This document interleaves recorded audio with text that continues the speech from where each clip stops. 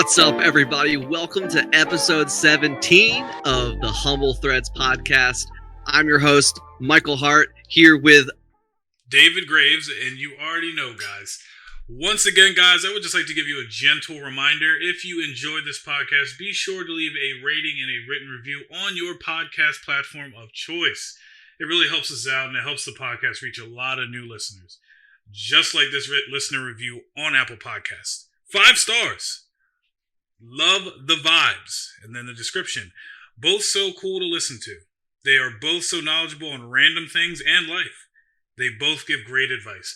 Thank you, listener. Anyone else who leaves a written review and 5 stars, we could read it here. You could be that person. But also wanted to remind you guys, we do have some YouTube stuff coming up. If you would like to head on over to YouTube whenever you have your free time, look up Humble Threads Podcast, and it should be out there. And then, who knows, something might pop up. Also, we got a surprise at 500 listens, but we'll let you know when that happens. Absolutely. We are getting very close to that. But without further ado, let's get humble, David. What's going on in the world of Graves? Guys, this weekend I got to go see some college friends that I haven't seen in a while. They have a pride party like every year. They didn't do one last year because of COVID, but they finally got their house, so that was pretty fun. Great food, great people. We did a lot of drinking, and these 2 girls, they beat us last time. My friend Jess and Rachel, they beat us at their house last time in Pong. I'm not proud. It was about like 10 games, I think, and we might have only won one of them, me and my friend Cam. So I've been getting challenged by our friend Billy with Pong. Billy, I'm sorry, and I'm sorry to anybody else I beat recently. This is my motto. You were just in the way. You were prolonging the inevitable. We finally got to their house. We had to play 9 people before we played them. And guys, you already know, I took home the champion. Okay, I don't like to lose. If you watch any anime, I used my Super Saiyan God mode.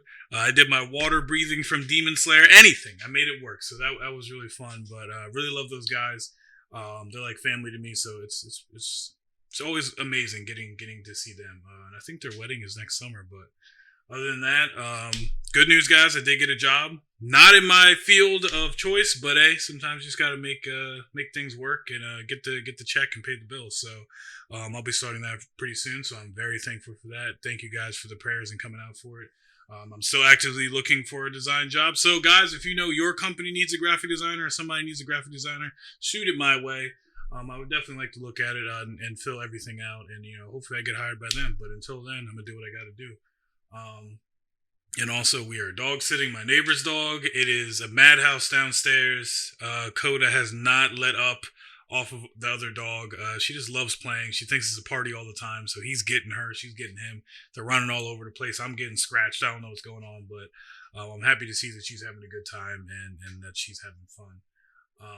Another thing, which Mike knows, we're coming up on something special, guys. If you know me, and eventually there will probably be a Facebook event group about it, I will be proposing to Ashley fairly soon. She doesn't listen to this podcast, so nor am I worried about her finding it out.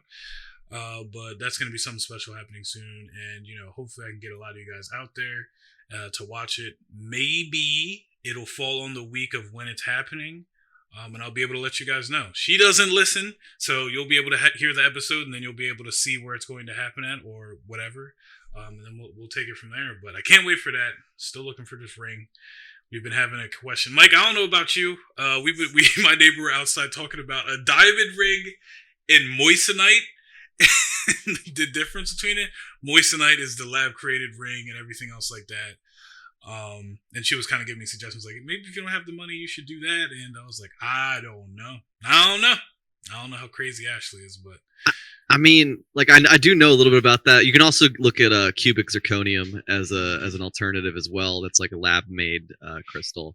Yeah. What's crazy about that actually is what I didn't realize until I was actually getting married myself. Mm-hmm. Is the fact that the only the only difference primarily between the lab created diamonds and the ones that you dig out of the ground, usually by like children in Africa, sadly,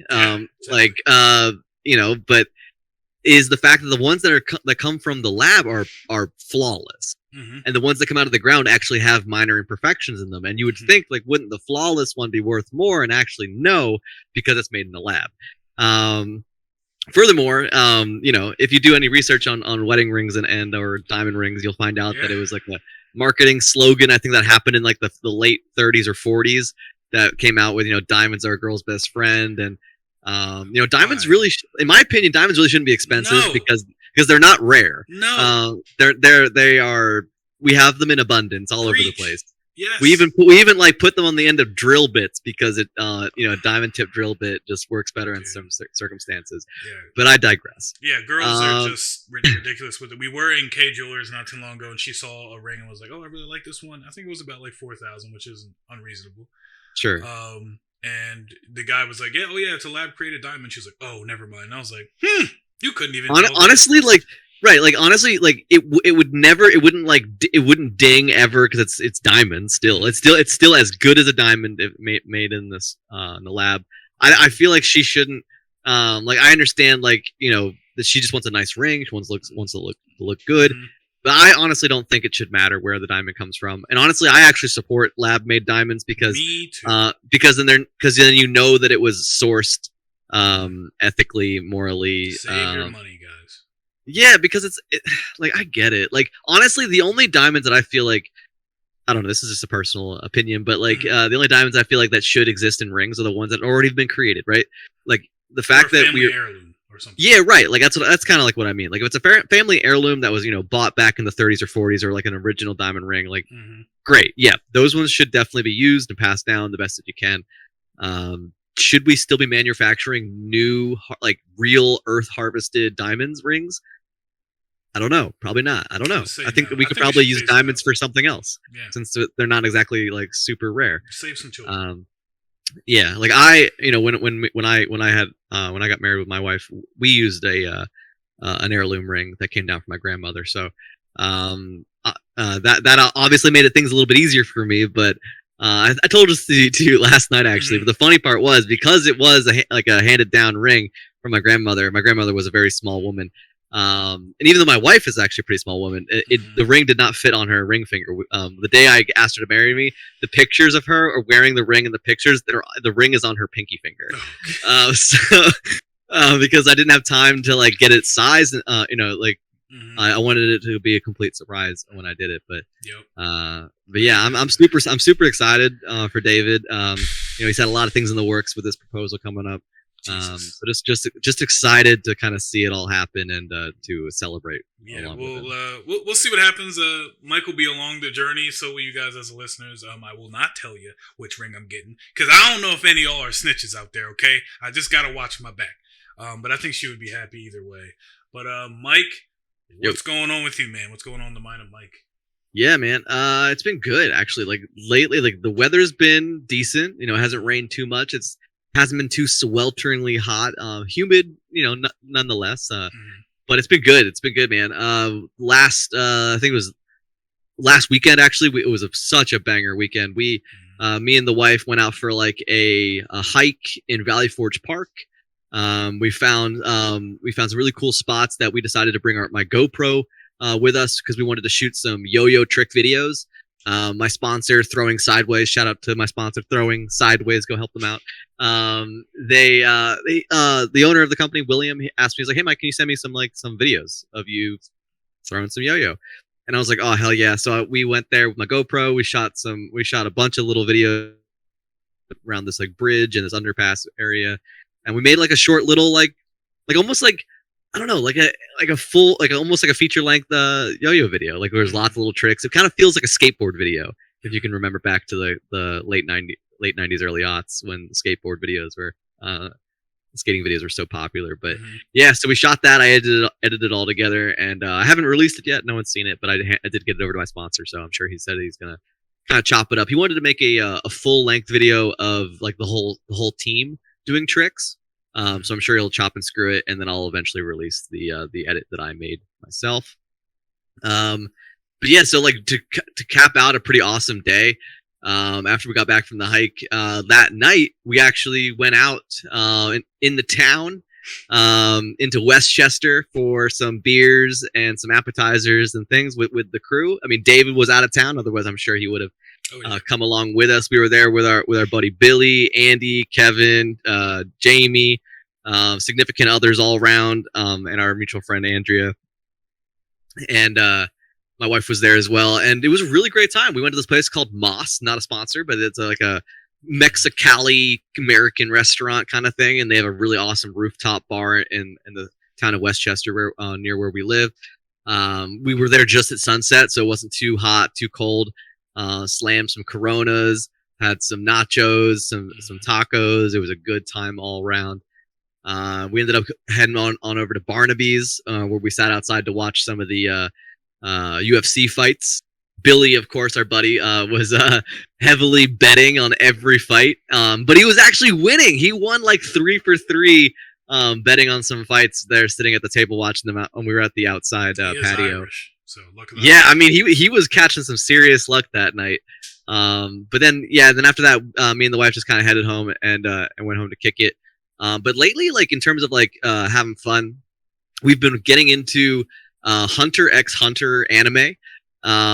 Billy, our buddy, was one of the first animes he ever watched, and he was like raving about it. It's one I actually haven't seen yet, so we've been diving into that one. Really, actually, super like it. Really enjoying that one. Have you seen Hunter x Hunter? If any of my friends are listening to this, they know me. I'm very particular about my anime. I have a rule. I'll give you 10 episodes. 10 episodes of anime feel like a lifetime if anyone's ever watched anime, because the story drags out a good bit. But I watched it, and I kind of liked it, but I wasn't like fully into it. I don't know what it was, but like the storyline was interesting. Everything else was interesting, but I don't know. I wasn't like fully into it. And then I think I also like finished one of the seasons, but during the time when I was watching it, they didn't have the rest of the season in dubbed. I do not like subbed. I kind of just want to be able to hear and watch at the same time and not read and do that at the same time. But I will say a suggestion that I've been watching right now, Mike, you might like it. Okay. Is Jujutsu Kaisen. It is on HBO Max. Okay. It's pretty cool. I think I finally figured out my route with anime. I like animes that have to deal with like, you know, they're going to a certain like special school to hone their abilities, and then, you know, there's different characters that have to deal with that and such as why I like My Hero Academia, kind of like Dragon Ball Z, Jujutsu Kaisen, Demon Slayer, things like that. So they're pretty Got it. Yeah, like the whole like hero's journey type thing. Yeah, exactly. That's like huge in a lot of animes. Mm-hmm. But yeah, I mean, that's kind of it for us, over here in the Hart household. But with that being said, everybody, we're going to hit our first ad break. Stick with us. We got some meat in this episode coming after this break.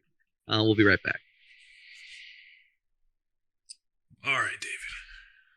Oh, man. There was like a little skip in the beginning, but it wasn't that crazy. So I did get scared. I don't know what happened. Like you were talking and it stopped, and then you kept talking again, and I was like, oh, okay, cool. So It's okay. But we're good. Yeah. All right, yeah, and then we'll bring back into the Marvel news and everything. But yeah, let me what did I moissanite? What'd you say? Is it what moissanite rings? Something like there it is. Moissanite? Moissanite. There it is. Yes, sir. Blue Nile, 49. Oh, that's 3 carat dollars. Oh, that's 3 carats. Yeah. Cubic zirconium is also super cheap, but I got my friend was telling me to look up some videos on him. Look up some videos because I love Ash. it's not about it's not about the money, man. It's more about it's just the symbol of it. Oh, I know. But she's very we're opposites. So like she's kind of materialistic. We talked about that. Like that's how she is. But I'm just like I like it. Like even if I just got it right now, just to make ends meet and everything else like that, and let it happen, I would probably like a year from now, like before our wedding, I'd be like, oh, let me go take it to go do whatever, blah blah. And like who knows, I could get like an actual diamond in there if she really wanted it that bad. This is no. Ready? Mm-hmm. You buy her because the how much was that one that you saw that was a lab based? How much they want for it? I want to say it was like 4,000 to 4,000 for the lab made diamond. Mm-hmm. Look up cubic zirconium rings. Cubic zirconium, and they are a diamond alternative as well. They're dirt cheap, super cheap, and they look great. What we did is as soon as I asked Carolyn to marry me, we knew that the ring we wanted as the wedding ring was the hand-me-down ring. And so until we had it sized, and basically until the wedding,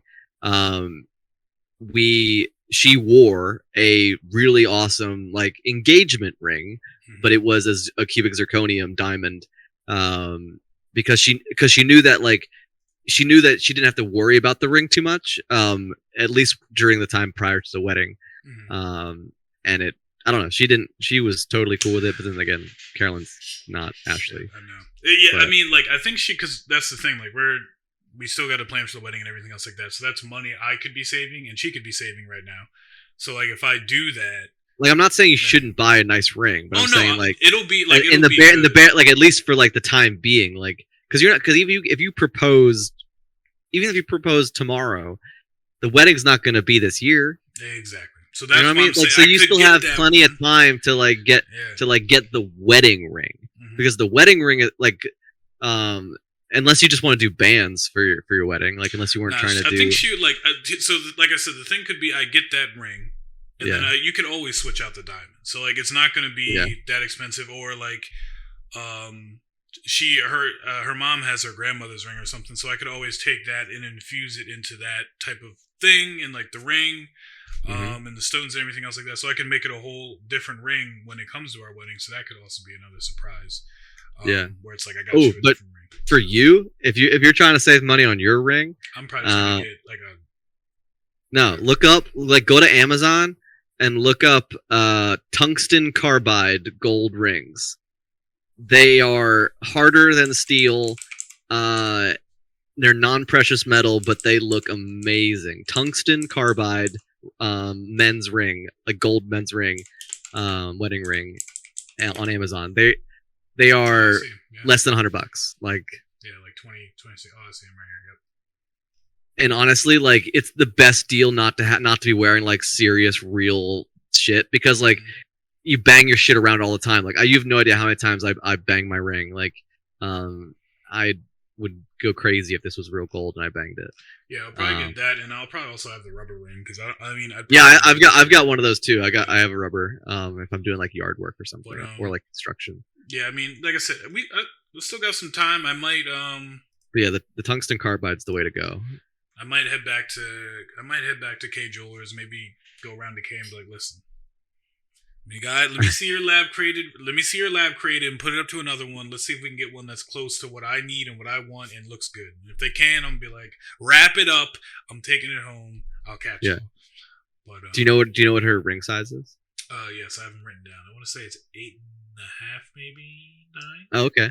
I'm an 8.5 actually. Yeah, so I have it all written down, but who knows by then pregnancy weight and everything. Yo, the weirdest thing before we jump back into the podcast, that you're like if you've never really worn rings before, the weirdest thing that I didn't realize would be a thing until I started wearing them is every time you grab a beer bottle, a cup, a mug with your ring finger hand, I know, yeah, you click on it, and like you just get used to clicking it around. Like we were hitting it on your desk, you'll hear it click. Yeah, I never realized I have like a nervous tick. Like when I'm feeling like anxious, I'll like grab my ring and I'll start like twisting my ring around. I don't know, it's weird. But the other thing I like to do is I'll take it off because I'm not too concerned about it, because it's tungsten carbide, and I'm trying to learn how to like ring flip it across my fingers. It's like your personal fidget toy for life. It's great. Yeah, I have a pinky ring that I wear when I go out, but that's about it. And I usually do this if I'm like I have a thing right now. Yeah. All right, I'll have to check it out. I'm gonna look up some videos on it, and I'll have to go into the store. I'll have to write it down. Sure. But, yeah, definitely. Like it would be cool because her mom has her grandmother's ring, and I think that'd be cool if I could infuse that too. Does she not want that ring? No, she does. She loved her grandmother, so I think that would, like, if I gave that to her on our wedding day, and I was like, "This is your new ring," and it was like her grandmother's ring, and they changed the setting kinda, and they made it work with that. That'd be amazing. So, We'll see. Cool. But Great. all right. Am I bringing us back in? I was the last one talking, so let me. I could bring us back in, Okay. but then I'll introduce you into the Marvel thing. And then whenever we feel like that's kind of wrapping, either one of us, depending on where the flow is, we can jump over into the Activision like Blizzard lawsuit. Gotcha. All right, I will talk about that. Count you back in. And in 5, 4, 3, 2, 1. Welcome back, everybody. Hey, by the way, if you've actually ever taken the chance, and actually decided to do your own podcast here on Anchor, we want to hear about it. So definitely hit us up on the Twitter at PodHumble and link us. We would love to know that maybe you heard something through the ad I just gave and you decided to do it. But either way, we have more content for you right now. We have some new news coming in from Marvel. David, take it away. Guys, Marvel, man. Like they do things, they make you mad, and then they put a Band-Aid over it and hand you a piece of chocolate and say, we're sorry. The Hawkeye series. I don't know if any of you have seen the Black Widow movie. I really hope you have. Maybe soon we'll do some movie reviews, little shorts on TikToks or on here or something like that. But Kingpin will be in the Hawkeye series. They're still skating around it like he might not be in it and everything else like that, but there's a strong source from Marvel that they're saying that he's going to be in there. If you know who he is, he's from Daredevil, the series on Netflix. It's Vincent D'Onofrio, and I think he's the best Kingpin I've ever seen in my life. Marvel's casting is crazy.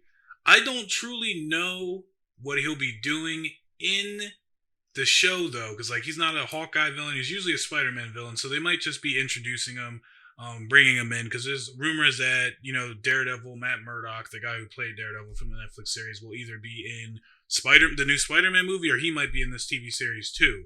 But it makes sense for him to be either in the Spider-Man movie or the She-Hulk movie because he's a lawyer. So we'll see. Got it. But I'm excited because we'll see how it goes, guys. Spoilers if you haven't seen the Black Widow movie, you should, but you kind of know she has a sister. And a lot of this has to deal with her sister in the Hawkeye series, so we'll see it, where it goes, how it pans out, and who knows.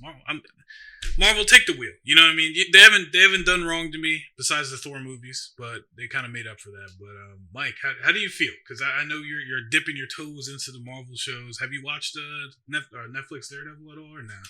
Oh yeah, I actually watched all of the Daredevil series. Amazing. I mean, you know, as kind of a not amazing movie as it was, but like the Ben Affleck Daredevil, it's, you know, I've always liked that, like that character that who's, you know, blind and is able to defend, you know, Hell's Kitchen.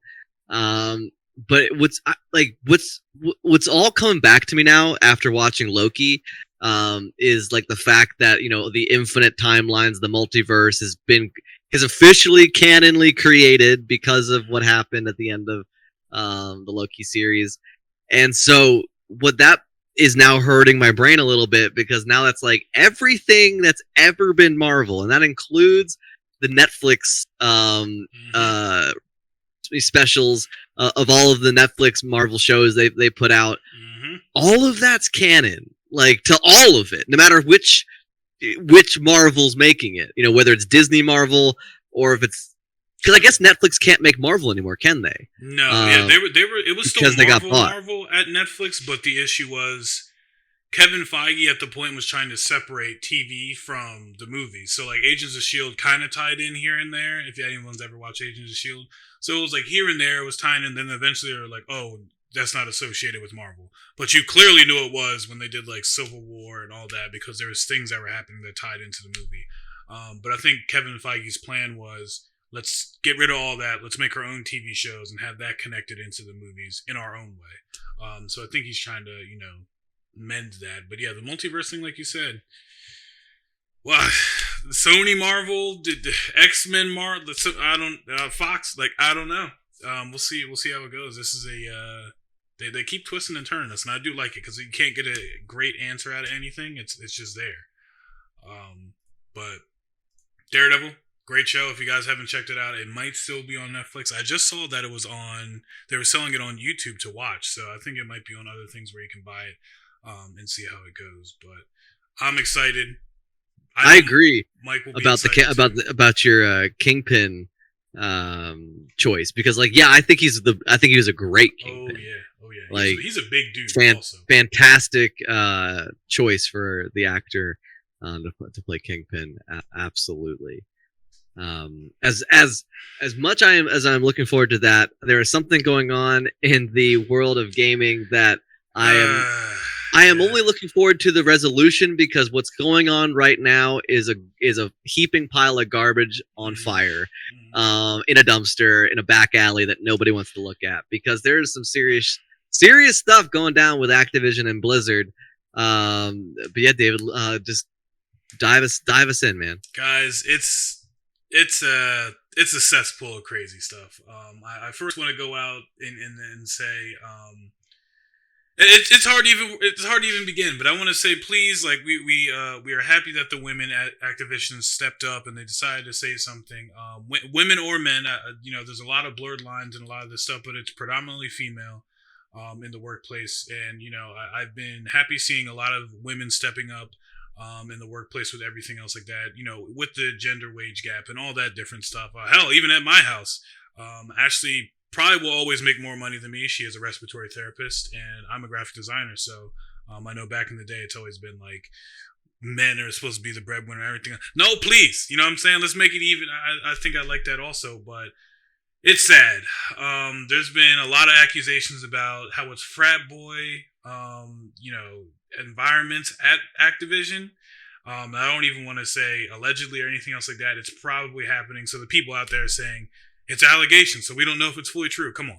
Some of that stuff has to be true. They're definitely disrespecting women.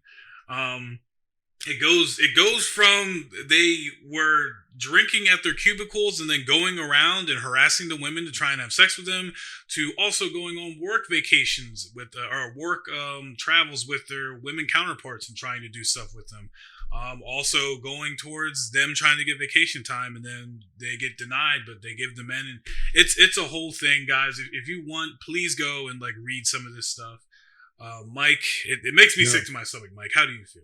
How do you yeah, it's gross, man. Like, it is absolutely gross that in 2021 we have like trusted names in the video game industry being outed for like straight up inequality towards the female gender, and it's unacceptable. I mean, they were even saying that women who just rightfully outworked other male counterparts were being denied promotions and things like that. But we, as awful as that is, we definitely want to shine some light on the players that being affected by this, right? Because I've been seeing reports on Twitter and things like that where players who are sub-locked, meaning they've already spent their subscription fees to be like in the World of Warcraft, right? So like, and even if they cancel their subscription fee, their time is bought, so they're still in the game. And there's been a small debate lately because a lot of players are going into do sit-ins in the game. So they're logging into the game and just sitting down to crowd the server. They're not playing, they're just being logged in. There's a little bit of like a controversy where people are saying, well, how are you fighting them if you're actually still playing the game? And and these people are saying, well, it's because we're sub-locked, meaning they already have our money. We've already canceled our subscriptions, but this is the time we have left, and we're just going to crowd their servers, so it makes it harder for them to run things. I personally think that's like the only thing you can do as a player, or because uninstall it, which a lot of people are yeah, like uninstall, like, and it's like, what I want to say is, like, because obviously we like to tote ourselves as we are some humble guys, like we like to keep it chill, but the bottom line is, like, this is unacceptable, and I think that it's important for us to just talk about it, because it's the more people know, the more people that realize, maybe if you're in a situation in a work environment where something like this is going on, maybe it's inspiring for you or maybe someone to maybe want to stand up and say, you know what, like, enough's enough. Like, we deserve to be treated exactly how anyone else is being treated. We just went through a whole year of like with not to mention a little thing called Black Lives Matter, but like there's so many things that happened over the past year in terms of racial inequality, and now like although that seems to be a thing of last year, it's just we're doubling down with gender inequality, and it's like what it's like. This is important. This is important that people are hearing about this. It's important that people are talking about it. So it's important that people are advocating for the employees. I mean, I think it was yesterday or today that they posted about the almost 1,000 employees that signed in disagreement with how the owners of Activision and Blizzard kind of like took the lawsuit and kind of like scoffed at it as if it really wasn't that big of a deal. But I will say I'm proud of a lot of the players who are either uninstalling the whole Blizzard app off their computer, uninstalling Call of Duty, everything else like that. Even though Call of Duty Warzone is pretty crappy right now anyway. Can't wait for some new games to come out and brush that thing off to the side. But it makes me even think like me and my friends get Call of Duty every year. We have a tradition where we get Call of Duty every year. We sit down, we play, and we kind of reconnect, and we would start playing more games like that. But I don't know, like it makes me I wasn't really even too happy about the new Call of Duty because of how they handled this Call of Duty. So I was like, maybe this is even more of a incentive for me not to buy the new game. Like clearly you guys need to get yourselves together and fix whatever's happening at your company before you come out with even another game. Especially with that, I'll take Battlefield. We'll make a new tradition and play the new Battlefield or something. But guys, it's sad. Makes me sick to my stomach. Women, men, anything in between, we are here with you. I hope they fix a lot of this stuff. And any Activision employees that are listening, who knows? We are proud of you. Keep doing what you got to do. And we'll see the outcome. Speaking of uninstalling WoW and a WoW killer, hopefully, so that way maybe it'll wake them up a little more too. Mike had the pleasure amongst a couple of our other friends to play the New World beta. Mike, let's dive right into it. Let me hear you. So like I was wildly skeptical. First of all, we should say that this game is being created by Amazon. I think it's Amazon's debut ship into the gaming official world on this scale, at least. It's a open world, massive multiplayer online RPG. Like I was so nervous, right? When I first started hearing about this, I was like, this is gonna be too good to be true. This is gonna be just like the rest of them. Like the things about World of Warcraft I don't like, and the things about Final Fantasy 14 and Elder Scrolls Online that I don't like, is the pay to win. On some of those games, as well as the subscription fee that comes after you've already bought the game, and which just has always felt like such a money grab for me. About like specifically with World of Warcraft. I used to play that game so much. Me and my buddy Alec used to play that game all the time through college together. I think it's the one game I've racked the most hours in, hands down. So again, this thing with Blizzard and Activision hits hard because it's like, damn, like they did create a game that I really enjoyed at one point in my life. I haven't played in a long time for these reasons, being that I didn't like the fact that I had to buy this like premium game and then continue an expensive subscription every single month just to access the servers. It always felt kind of cheap to me that I was paying to be on the server.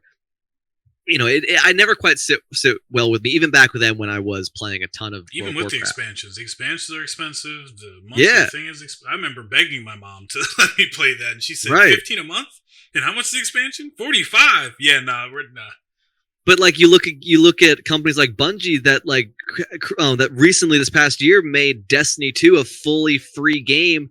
And the only paywalls in that game are the expansions. You just got to buy the expansion, and then you're there. You don't have to pay this monthly fee to play that game. They do a lot of bundles, pretty cheap. Yeah, absolutely. So like now, this whole idea of we can actually sell games, like great games, and have it just free to play after you bought it, and you're not going to spend this monthly thing. New World comes out. Amazon drops his bomb almost eerily too close to this lawsuit going down with Blizzard and Activision. Yeah. But call it coincidence, call it just really good business moves. Who knows? Jeffrey Bezos is a absolute machine. Give him the price, Mike. This is the kicker. Give him the price of the game, Mike.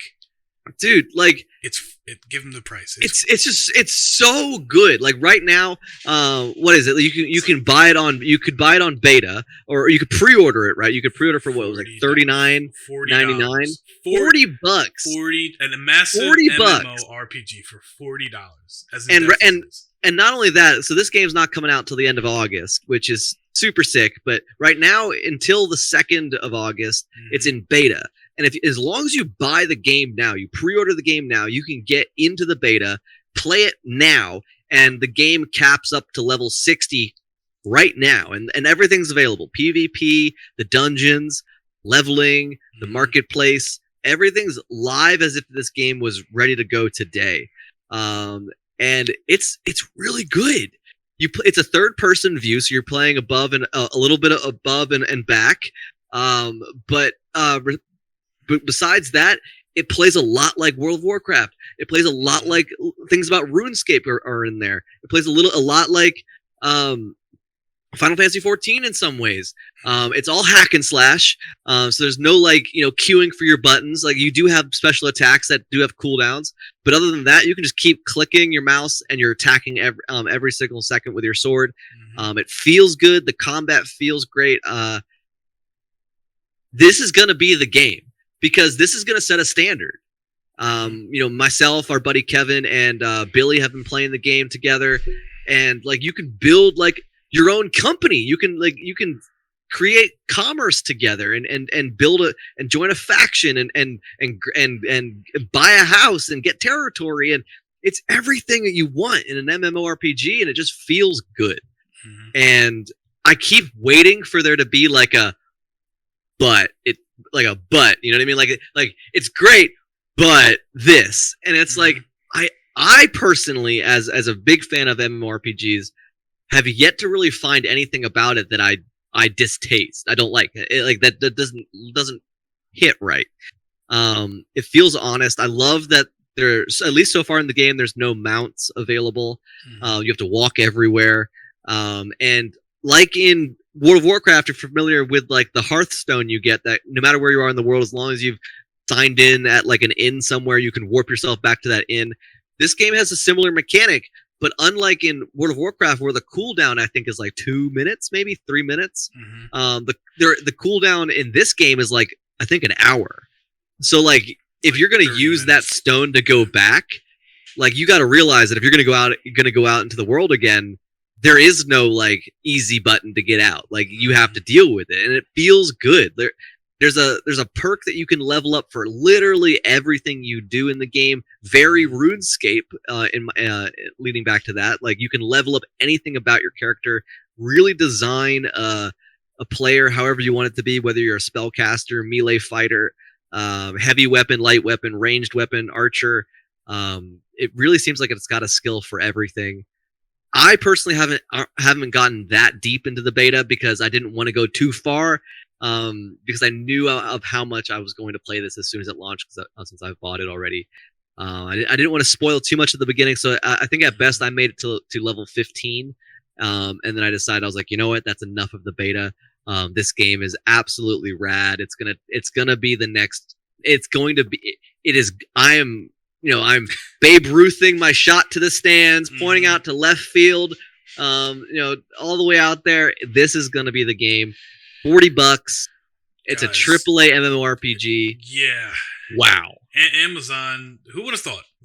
But we've been seeing this game for a while now. There's been alphas out there. People have been playing here and there and everything else like that, and they shut it down. They finally put a release date on it. This time, thank God, of all times, because there's so many games coming out, but I've been watching our friend Kevin play it. It's so in depth between making the food. You can make sausage porridge to spinach. I don't even know. You can do so many things. You can fish. The fishing looked amazing. I haven't seen any dungeons, but honestly, I don't even want to see any dungeons. I kind of want to make that a surprise for when I get the game. When we finally reach that level to get in there and do something, because dungeons are my favorite thing to do in MMORPGs and getting some rare gear and everything. The weapon system looks great. Adding things and enchanting the weapon system looks great. And just building stuff and also leveling up looks good. You can anything you think you can do in that game. Trees, fish, plants, build a house, buy a house. I could go on forever, guys, but I hope if anyone who loves MMORPGs or if you're going to be buying any games this fall, I would definitely say this is a pickup. Please, God, pick it up. But oof, I'm speechless just because of how good the game is, Mike. I mean, the only thing negative I can say about it currently is there is an issue with the opening screen having uncapped frames. Oh yeah. And there's been a bit of a fright in the industry and the community about people frying their graphics cards because of the uncapped frames on the opening screen. Mm-hmm. So if you are going to play the game, trust me, I've played it successfully. My friend Kev's played it successfully. My friend Billy's played it all successfully. All you have to do is, as soon as the game loads in, immediately go to your settings and cap those frames. It does allow you to do that. And as soon as you do that, the game plays like a dream. I'm playing on a 2080 graphics card, I believe, and like even playing like I was playing, I think, on medium settings or something. It still looks beautiful, and it wasn't overtaxing my PC whatsoever. Such a good game. It honestly though, like to be brutally honest, if I want to try to critique the beta currently, some of the game feels like this game was originally designed to be a survival game. That in the last quarter of design, they were like, what if this was a massive multiplayer online game instead of just a survival game?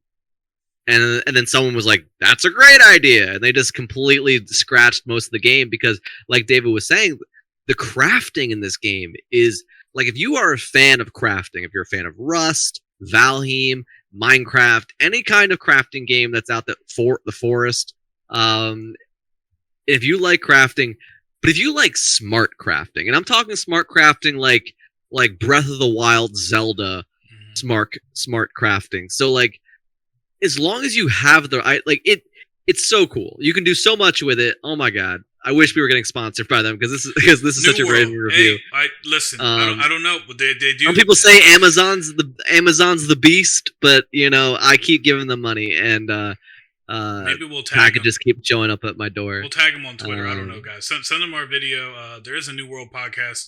If those guys want to meet up, let's have a conversation. Maybe when it comes out, who knows? Maybe we'll reach out to them. I don't know.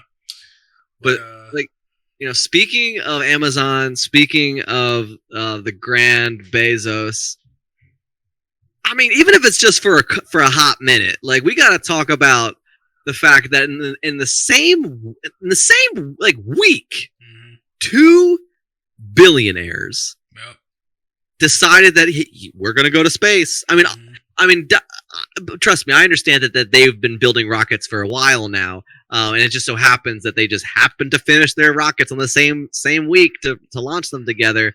But Richard Branson of Virgin Mobile, Virgin Airlines, Virgin Galactic, Virgin Records, Virgin literally everything, and Jeffrey Bezos, CEO of Amazon, they went to space.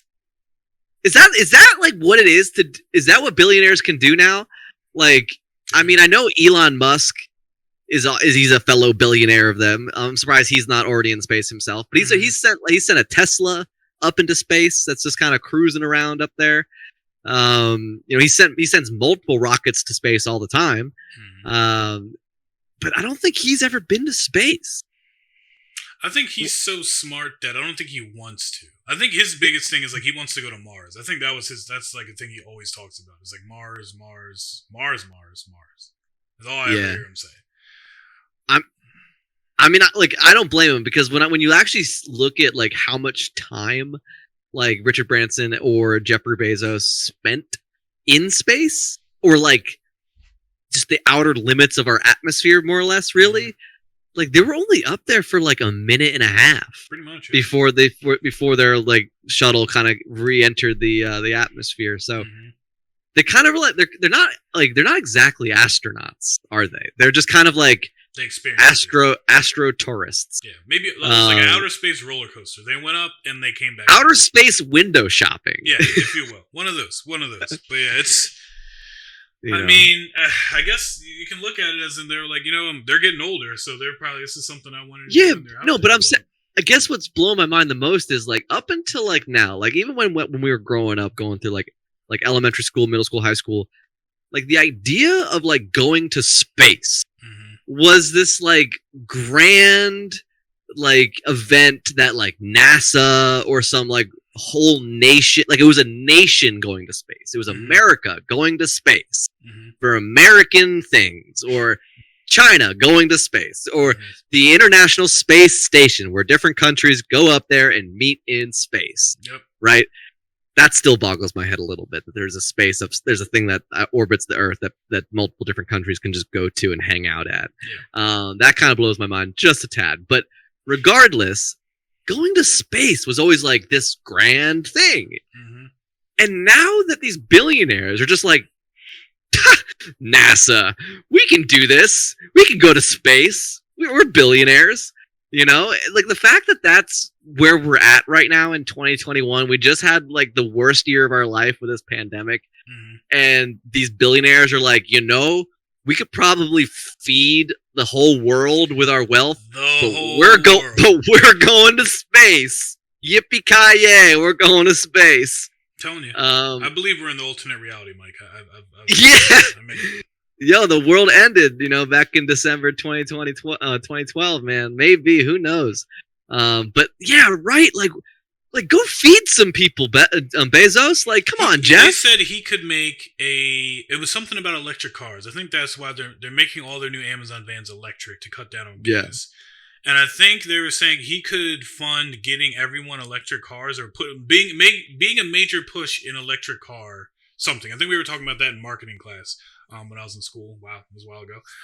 But he could do that, but he doesn't want to. And I'm kind of just like, oh. But like his alternative was, we're going to make all of our Amazon vans electric. Which I guess makes sense because they're all over the place. But like, me, myself, I would love to get an electric car. I don't know what the electric prices would be like, but just think about that. How much better the world would be and everything else like that. These guys have the money to do these things, and it's I'm going to space. Why? Right, like, and in the same week, they're not like Richard Branson went first, I believe, and then Bezos went after him, and not. I think called his spaceship like Phallus One, which is like a penis joke. It did look like one. I'm pretty sure if that was Bezos's, come on.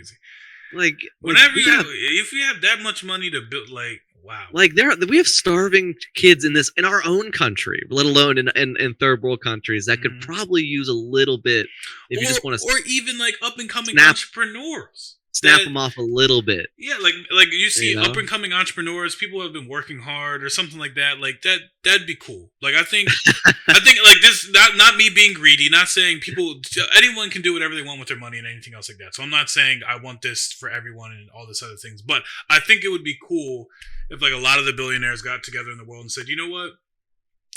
We're gonna give everyone 20 grand. Let's think about that. What can you do with 20 grand? 20 grand is usually enough to maybe start your own business, fund something small, everything else like that to use, to maybe keep and save up and use for your grandchildren, your children, whatever you else need to do to try and become a generational wealth or someone being rich. That would be kind of crazy. Hold on. If everyone in the United